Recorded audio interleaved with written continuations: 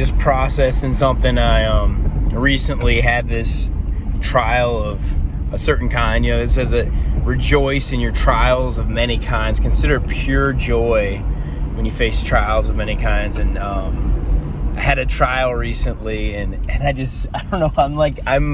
I'm actually grateful for it because of what God worked in and through it in my heart. I don't know. I just was able to be aware of some fear of man thinking and address it and bring it to the Lord. And so I basically had this glass order for something, and it's a certain technique that I created, and so I had this order for probably the largest, definitely the largest I'd ever done in that with that technique, and they wanted something very specific, and I'd never had any a order of that size for this specific technique. And so anyways, I'm making it. Every time I'm making it, it's like $1,000 of expense.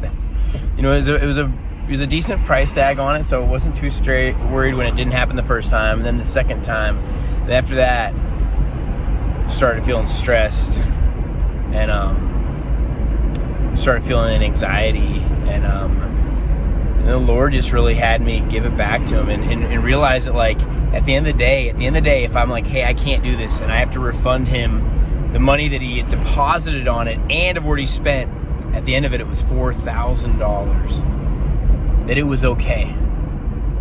That it was okay, not because I have so much money, no, but because my value is found in Him.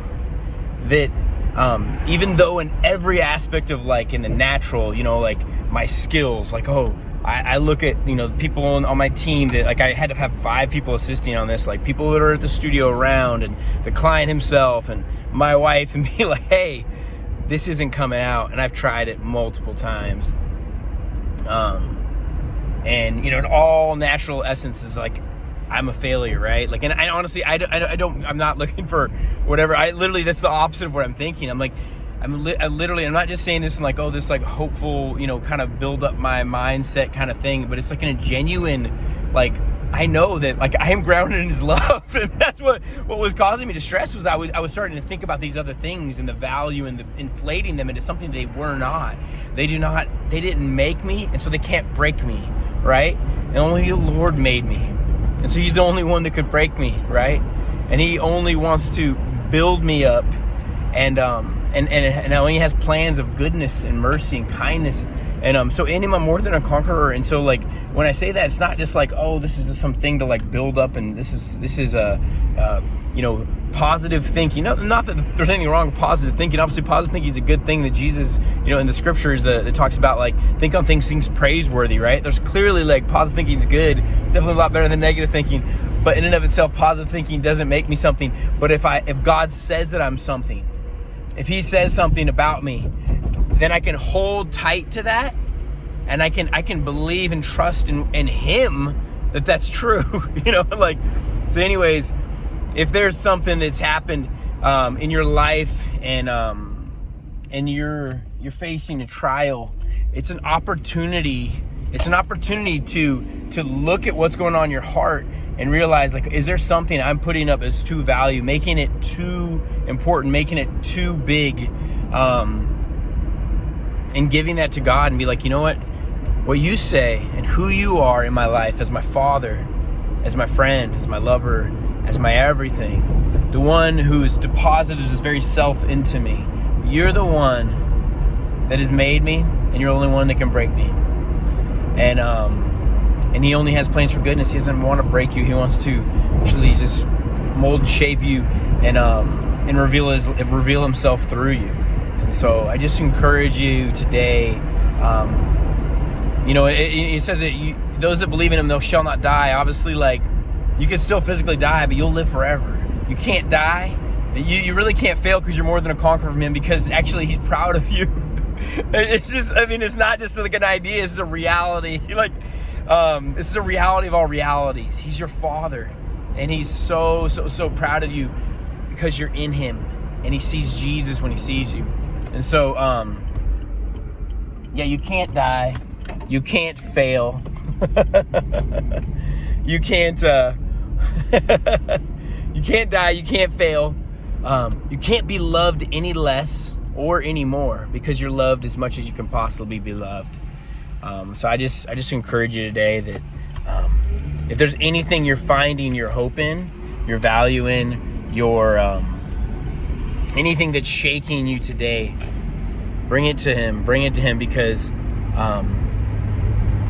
that's not what you're designed for. You're not to be designed to be able to be shaken, but to be grounded on him. And if he does show something like that, there's something that's shaking, it is a gift from God to show you that there's something other that you may have some bit of your foundation on that is not firm. And so I just encourage you, like I was experiencing, like, hey, there's something. There was a fear of man. There was a in some ways, and I just brought it to him. And it's what a gift that I would weigh. Having my heart grounded in his goodness to me is way more valuable than all the riches in this world and all the affirmation of all the men and women and humans in this world. And so I just encourage, this is a small thing that of my trial, whatever, and I don't want to make it anything bigger than it is. And that's not, my point is not even focused on it, but I'm just grateful for it. I consider it pure joy. I really genuinely do. I'm like ripping grateful. And yeah, I just encourage you to see his hand moving in your life. Not saying he's bringing the trials, but when they come,